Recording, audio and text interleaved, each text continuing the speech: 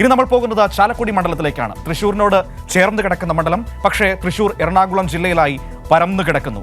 അവിടെ ഇത്തവണ ഇടതുപക്ഷത്തിന്റെ സ്ഥാനാർത്ഥി പ്രൊഫസർ സി രവീന്ദ്രനാഥാണ്. അദ്ദേഹം നമുക്കറിയാം, മികച്ച വിദ്യാഭ്യാസ മന്ത്രി എന്ന നിലയിൽ കേരളത്തിന്റെ ചരിത്രത്തിൽ എഴുതപ്പെടും പ്രൊഫസർ സി രവീന്ദ്രനാഥ്.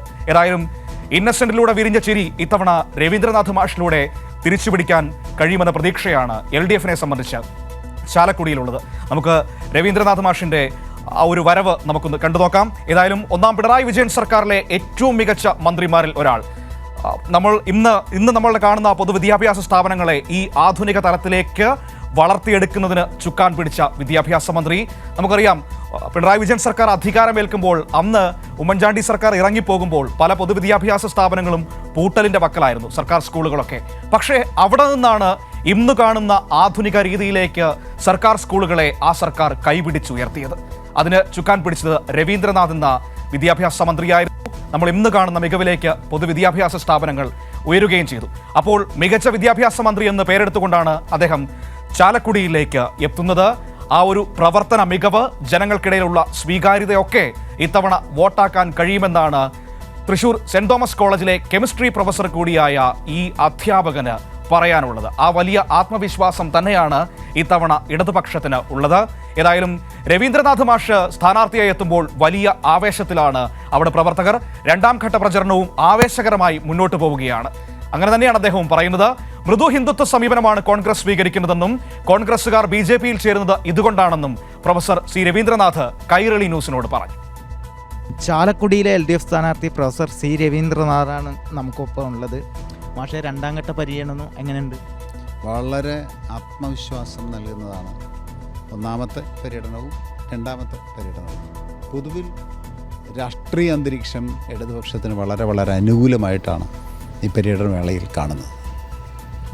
ഈ പത്മജ UDF വിട്ടതിനെ കുറിച്ച് UDFനെ കുറിച്ച് പൊതുവിൽ നമ്മൾ അറിഞ്ഞാണ് കോൺഗ്രസ് ഇന്ത്യയിൽ തന്നെ മൃദു ഹിന്ദുത്വ സമീപനമുള്ള രാഷ്ട്രീയ പ്രസ്ഥാനമാണ്, വ്യക്തമാണ് അനുഭവത്തിലും ഒക്കെ.